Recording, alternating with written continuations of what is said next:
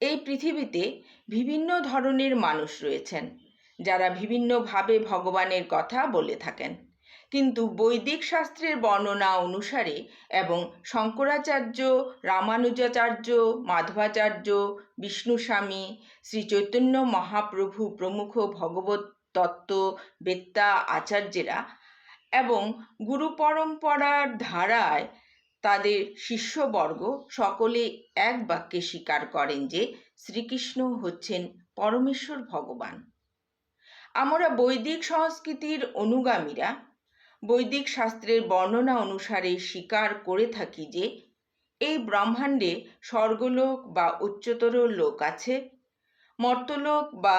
মধ্যবর্তী লোক আছে এবং পাতাল লোক বা নিম্নবর্তী লোক আছে। এই পৃথিবীর আধুনিক ঐতিহাসিকেরা আজ থেকে ৫,০০০ বছর আগে যে কি হয়েছিল তা জানেন না, এবং নৃতত্ত্ববিদেরা বলেন যে আজ থেকে ৪০,০০০ বছর আগে হোমো স্যাপিয়েন্স নামক মানুষের পূর্বপুরুষেরা এই গ্রহে আবির্ভূত হননি, কেননা বিবর্তনবাদের মাধ্যমে তারা সেটি জানতে পারেননি। কিন্তু বৈদিক ইতিহাস, পুরাণ এবং মহাভারতে